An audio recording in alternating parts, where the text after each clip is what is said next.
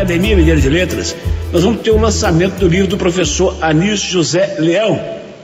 Ô professor, boa tarde. Boa tarde, Eduardo. Boa tarde para os ouvintes da Itatiaia.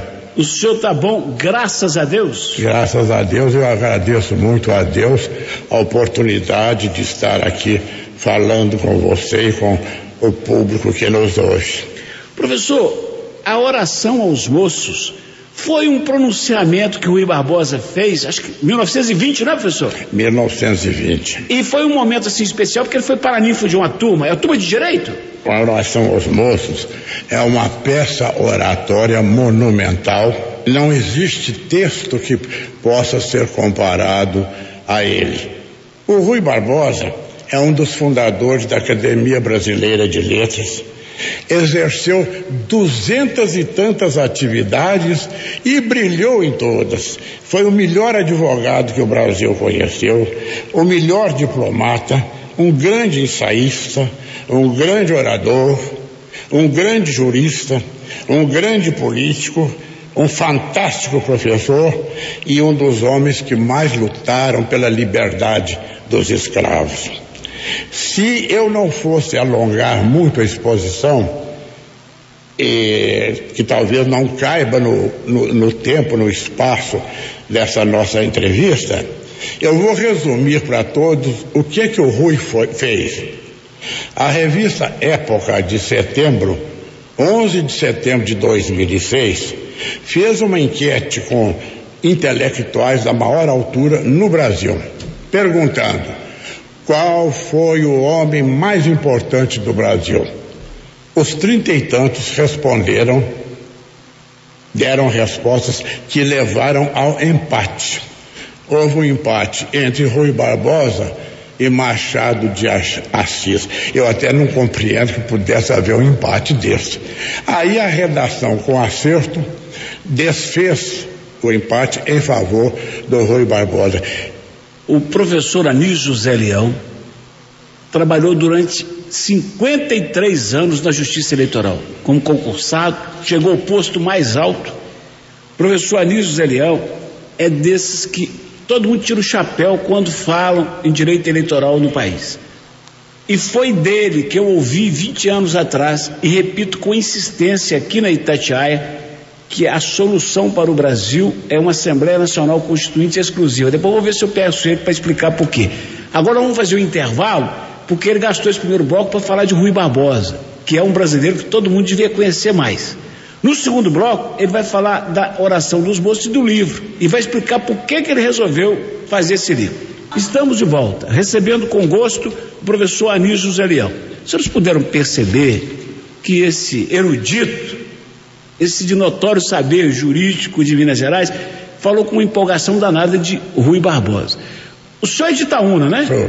Com quantos anos o senhor começou a ler Rui Barbosa? Em 1947, eu era aluno do Colégio Santana e, com a graça de Deus, lá chegou o professor José Coutinho. Veio de Cruzeiro, estado de São Paulo, para ser nosso professor de português e diretor do colégio. Nessa ocasião, então, nós tomamos conhecimento com o Rui Barbosa. Eu e outros colegas nos apaixonamos por ele, decoramos algumas páginas iniciais do discurso. Nasceu aí a minha admiração pelo Rui. Depois disso eu vim lendo, estudando e admirando a vida dele. A oração aos moços, portanto, foi um pronunciamento fantástico. E o senhor, aí nós vamos caminhar para o livro do senhor. O senhor está prestes a completar 86 anos. O senhor, aos 80, resolveu melhorar o seu inglês? Desde criança, lá em Itaúna, no tempo da nossa inocência, entre parênteses, não havia televisão, não havia internet, graças a Deus, só havia o rádio.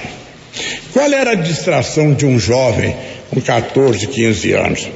Bolinha de gude, nadar na pocinha da dona Joanica, jogar finca, brincar de roda, frutar fruta no quintal dos outros e frequentar o faroeste do Cine Rex todas as noites, pagando a metade do ingresso para ir para as torrinhas, acompanhado de um público muito humilde que ficava doido para entender o que o artista estava falando antes de aparecer a legenda.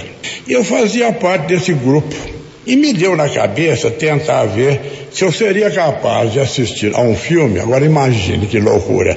Primeiro, a um faroeste. Segundo, um John Wayne, cujo inglês não é lá essas graças. Um Buck Jones, um Tim Holt, um Tom Mix, com aquela velocidade com que o faroeste é produzido. É uma loucura essa pretensão de querer assistir a um filme sem ler as legendas. Mas eu comprei um dicionário de inglês-português do Álvaro Franco, é bilíngue com pronúncia figurada, decorei o dicionário. Não dava para faroeste, nem dá hoje.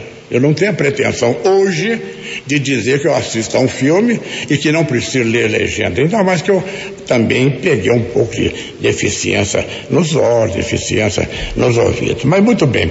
Então, apaixonamos-nos pelo cinema. E com essa mira de querer aprender inglês mais do que preciso, eu acabei cultivando a língua inglesa, talvez profetizando uma coisa que não seria meu agrado. Eu nunca imaginei que naquele tempo a língua clássica da filosofia era o latim, a língua da diplomacia era o francês, a língua dos sem nada era o inglês. O inglês era a língua da raia miúda. Eu nunca imaginei que o inglês viesse a ser o que é hoje, a língua de valor universal. Quem souber inglês pode navegar para qualquer lado, ainda mais depois que a internet inundou o mundo. Muito bem. Então, pelo amor que eu tive à língua inglesa e pela paixão que eu tenho pela língua portuguesa, coitadinha, a última flor do laço, inculta e bela, lá vai indo para o brejo, principalmente com a internet. Por essa paixão que eu tinha pelas duas línguas, eu continuei estudando sozinho, até que eu descobri que a minha pronúncia não estava grande coisa. Aí eu descobri o Pedro, meu professor Pedro Eymar Calou, com quem eu estudo inglês há 9 anos. E um dia, logo depois de um ano de aluno, eu falei: Pedro, vamos tentar uma coisa. O quê? Vamos passar um discurso que tem em português chamado oração dos moços, mas vamos tentar. Confesso publicamente, se eu soubesse que nós íamos gastar 8 anos trabalhando 2 horas por semana no discurso, se eu soubesse que nós íamos ter essa barreira quase intransponível para traduzir, porque o Rui Barbosa é ininteligível mesmo em português, você tem que traduzir para o outro. Se eu soubesse, talvez eu não tivesse continuado. E o meu interesse maior já estava quase alcançado, que era melhorar a pronúncia do inglês, melhorar a fonética, que o Pedro me ajudou e continua me ajudando. Resultado, meus amigos, nesse dia 17, depois de amanhã, 7h30 da noite, na Academia Mineira de Letras, Rua da Bahia, 1466, será lançado o livro do professor Anísio Zé Leão, com seu companheiro, com seu parceiro, o professor de inglês, o professor Pedro Eymar Calou. Agora, me dá 3 minutos de intervalo, que na volta eu quero que o professor Anísio me fale o seguinte, da alegria dele de tornar universal, e na língua que o mundo hoje fala, que é o inglês, a oração aos moços. Estamos de volta. Ô professor, oração aos moços, nesse livro que o senhor está lançando, vem uma página, a página da esquerda em português, a página da direita em inglês. Ou seja, ele agora sim é universal. Ele merece ser universal? Merece. Eu fiz isso deliberadamente para que o Rui transite pelo mundo todo e mostre aos cabeçudos estrangeiros a figura ímpar deste homem. Eu não quero falar mais sobre o Rui agora, não. Eu pretendo falar sobre a oração. O Rui Barbosa estava muito doente em 1920. Ele sempre foi doente. Sempre teve problemas de saúde terríveis. Tentou curar-se na Europa, aqueles médicos da França não deram conta. Ele tinha muitas doenças, também de fundo nervoso. E ele foi convidado para ser padrinho de formatura dos formandos em Direito na Faculdade do Largo São Francisco, em São Paulo, da turma de 1920. Ele custou aceitar o pedido, porque ele estava muito doente. Mas aí os grandes alunos dele, amigos, insistiram, ele aceitou. Então ele escreveu o discurso.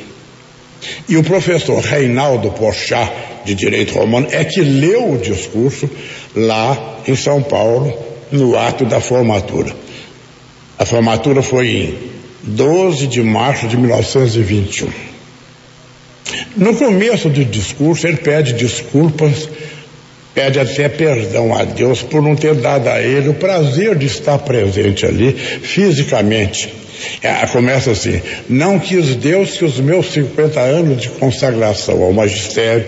Então aí ele fala para os alunos, para os formandos, ele não teve a faculdade de estar ali corporalmente. Mas como ele é terrível na dialética, ele começa a provar para os formandos que ele está presente com o coração. O coração, diz ele, vê muito mais do que os olhos do corpo. Ele dá um show nessa demonstração. Tanto que mais adiante no livro, ele vai pegar aquele provérbio, longe dos olhos, longe do coração, e destrói o provérbio. Ele tem essa dialética, ele levanta uma hipótese ou uma tese e derruba. Ele mesmo ele tem prazer de levantar e derrubar. A vida dele era essa, né? Então ele fala com os alunos, falando: não, vocês estão enganados, eu estou sentado ao pé de vós, eu estou junto com vocês. E vai contando e vai falando o que queria falar, o que ele queria transmitir. Ele, depois de ter pedido essa desculpa, de falar que ele vê com os olhos da alma o que não veem os olhos do corpo, ele fala que um coração corrupto só vê com os olhos do corpo e só vê trevas. Nem a morte corta a presença daqueles que não são carnes. Ele vai por aí afora. Depois ele defende a liberdade, a justiça, a verdade. Dá uns 100 conselhos para os formandos para serem corretos e honestos na atividade profissional. Tem um trechinho que ele fala assim: tratar aos iguais com desigualdade e aos desiguais com igualdade seria desigualdade flagrante e não igualdade real. Tem um lugar que ele é fantástico, quando ele diz uma coisa tão clara, mas ninguém quer ouvir. Ele fala assim: essa conversa de dizer que todos nasceram iguais é mentira. Todos nascemos desiguais. Na natureza não há nada igual, nem aos traços da ponta de um dedo e do outro de qualquer pessoa é desigual. Nascemos desiguais. Ele grita isso contra aquela bobagem da Declaração dos Direitos Humanos, de que todos nascemos iguais. É claro, a declaração é um desejo, né? É uma meta idealística, você dizer, todos nascemos iguais. Não, nascemos bonito, feio, rico, pobre, aleijado, mudo, surdo, bonito, homem, mulher, etc. Nós nascemos desiguais. Aí ele dá a receita. Como é que faz para tirar isso, essa desigualdade? O trabalho. Ele faz um elogio sobre o trabalho, a ponto de falar que a reza, a prece, a oração, é como se fosse a prece, a oração, você se comunicando com o Altíssimo. Um dia o trabalho vos há de bater à porta, abria sem detença. Então ele mostra pra gente que é através do trabalho que você vai crescendo. E ele conta uma coisa que pouco jurista, pouco cultor da língua sabe. Para mostrar como é que a dedicação ao trabalho é importante, ele conta o caso de Francisco Soares, que foi um espanhol que junto com 11 colegas tentaram entrar no seminário na Espanha, em Madrid. Os 10 passaram. O Francisco levou bomba. Depois o Francisco tentou de novo, levou bomba. O Francisco não tinha jeito, não passava. Não nasceu para coisa. Não, o Rui chega a dizer com luvas que o Francisco era burro. Bom, mas o Francisco tanto encheu o badalo do reitor, que era um bispo, que o bispo virou e falou assim: nós vamos pôr você aqui dentro para trabalhar. Você vai ser irmão, né? Irmão leigo. Você vai ajudar a limpar as salas, arrumar. E aí talvez você aprenda mais um pouco. Quer dizer, não apostou nele. Ele entrou humilde, começou a trabalhar, lavar prato, lavar sanitário, vai daqui, vai daqui, vai daqui, vai dali. Trabalha daqui, trabalha dali, ficava sem dormir para estudar. Com pouco tempo se tornou A maior autoridade em direito público internacional, Jus Gentium, direito dos povos, escreveu o melhor tratado do mundo que até hoje é estudado, tornou-se professor em Espanha, Valladolid e vários outros lugares, escreveu 200 livros sobre esse assunto, produto do trabalho. Chamada Geral Itatiaia. Estamos de volta. Então nós vamos concluir aqui a entrevista com o professor Anísio José Leão, daquelas pessoas que dá vontade de ter um tempinho, porque a vida não permite a nós outros, para sentar com ele uma tarde e falar só de Rui Barbosa. Imagina, professor, gostaria de falar muito mais com o senhor, nosso rádio, o senhor que é um ouvinte contumaz do rádio, graças a Deus, sorte nossa, o senhor sabe que o rádio briga contra o tempo. Eu queria muitíssimo que o senhor dissesse, para a gente fechar, da importância de um Rui Barbosa no conceito de ética nacional e da tristeza que teria um Rui Barbosa se ele vivesse em tempos atuais nesse país. Eduardo, eu até não devia falar isso não, porque pode haver um mal-entendido, mas ex abundância cordis, os locto, a boca fala daquilo de que o coração está cheio. Nós estamos passando por uma fase difícil. Toda noite eu peço a Deus para tirar o Brasil do buraco e para trazer paz para o mundo. Mas o regime democrático tem certas exigências. Por exemplo, ele funciona muito bem nos Estados Unidos, com todos os defeitos que eles têm. Nós todos sabemos, ninguém devia falar em preconceito de cor, nós estamos sabendo, eles sabem, eles publicam, fazem filme.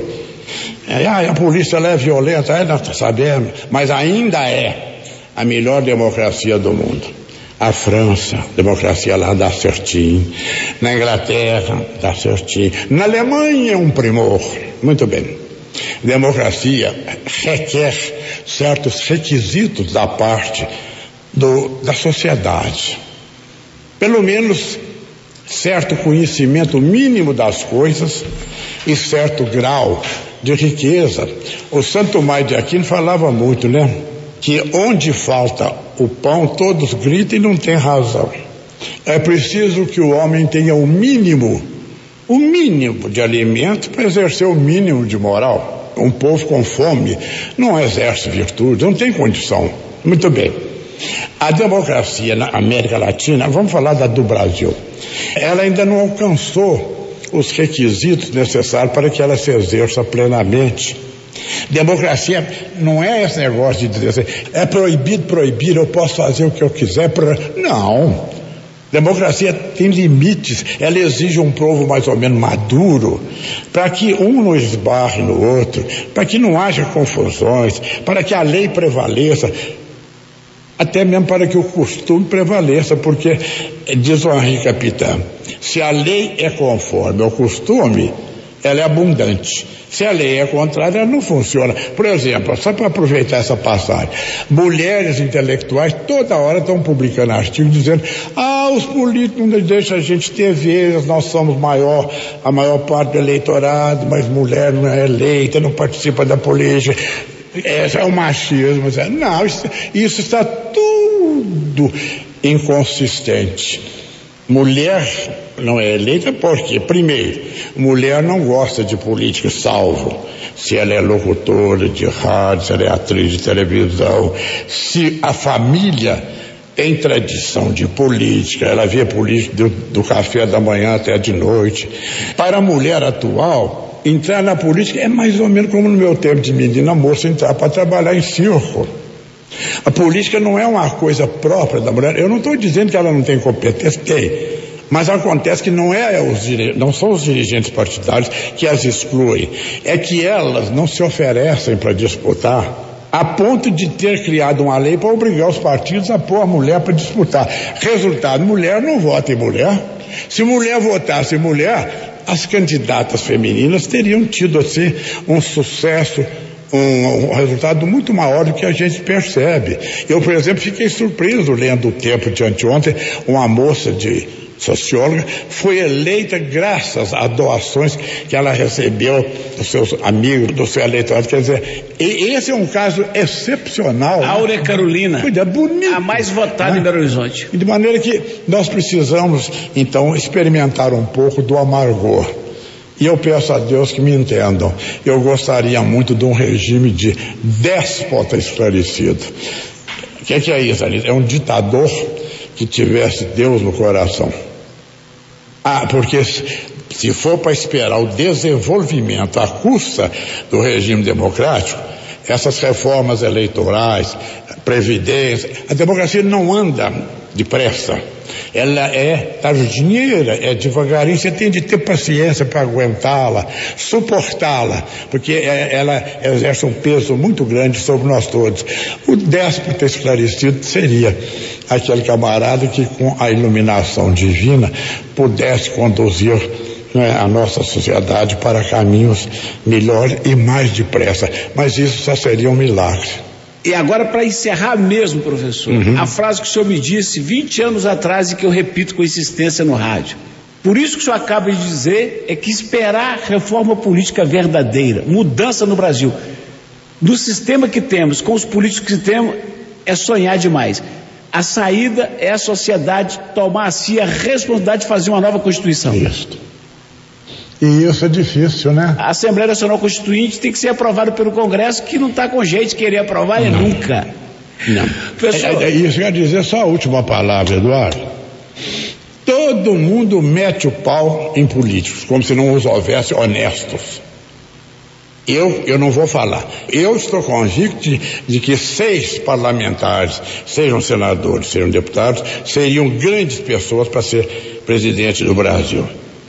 Mas todo mundo quer reforma eleitoral, Nós temos um sistema eleitoral que utiliza das urnas eletrônicas, nós temos uma justiça eleitoral, nós temos uma despesa de dinheiro enorme, fantástica para realizar a eleição no Brasil. Seja da parte da maquinaria que a justiça emprega para receber os votos, seja da parte da propaganda, seja disso, daquilo. Quer dizer, nós temos um cavalo fantástico, um cavalo árabe à disposição, mas o montador é fraco. Quem é o montador? É o eleitor. E ninguém quer fazer o que deve fazer, reformar o eleitor, melhorar o eleitor no padrão de vida, no aprendizado, no exercício das virtudes, no amor ao Brasil, no amor ao outro. Agora, isso me lembra uma frase do, não sei se é Nery ou Neri, faz uma sessão de economia no Hoje em Dia. Eu li uma frase dele que eu gostei muito, de que eu gostei muito. Se 15% dos brasileiros tivesse pela democracia a mesma paixão que eles têm por futebol, nós estamos feitos. Nós estamos nadando de braçada. Eu acho que o senhor se refere ao Nairo Almeri, que é um grande jornalista. Isso mesmo. Professor, Deus te pague pela visita, um abraço. Eu peço desculpas a você, auditório, se eu me alonguei, mas nisso eu estou até imitando o Rui Barbosa, porque no discurso ele promete assim: eu vou caçar, com 2 S, as velas da minha conversação, e falava mais 10 minutos. Aí prometi parar mais 15 minutos e todo mundo ficava ali.